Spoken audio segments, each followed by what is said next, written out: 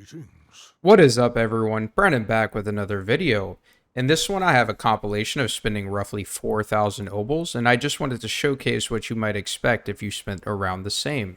I also wanted to follow up on a few things I didn't mention in my OBOL farming strategy video, and one is I did kind of assume that everyone knew where to spend these OBOLS, but if you're new to the game you may not know.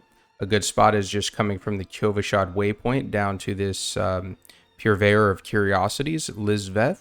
Now, of course, it doesn't have to be this vendor. It can be any vendor, but this is just a nice little location that I like. Alright, so now I'm going to roll the recording of gambling close to 4,000 OBOLS. At the end, we will go over the results and compare it to other possible methods.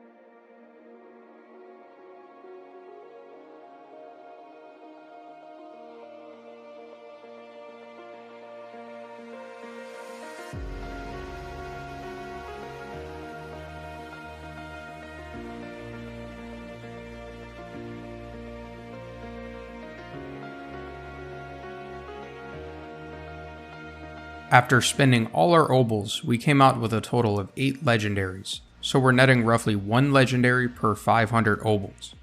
In the previous guide video I made, it took between 25 to 30 minutes to farm 500, so we're getting 1 legendary every 30 minutes, which in my experience was much faster than grinding dungeons and more efficient as well. Now of course, when the game does launch, people will be focused on finishing the campaign, doing capstone dungeons, and unlocking higher world tiers.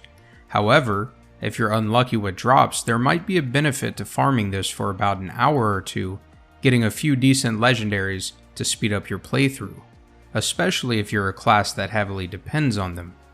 Gambling with OBOLS while farming Embers and Helltide will likely be the single best way to target farm specific items now, especially when you consider how long it takes items to organically drop. I wouldn't say that OBOLS are particularly overpowered by themselves, but I can see the ability to constantly server swap farm them being used to circumvent farming dungeons because of the lower drop rates.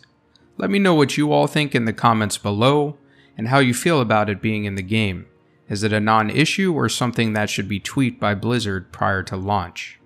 If you're not subscribed to the channel, make sure to smash that sub button for me, as I have some great ARPG review videos in the works, and of course we'll be releasing a ton of Diablo 4 videos in the future. Again, I just want to say a huge thank you to everyone who has subscribed lately. We're getting so much closer to that 1K goal. As always, keep gaming and keep watching.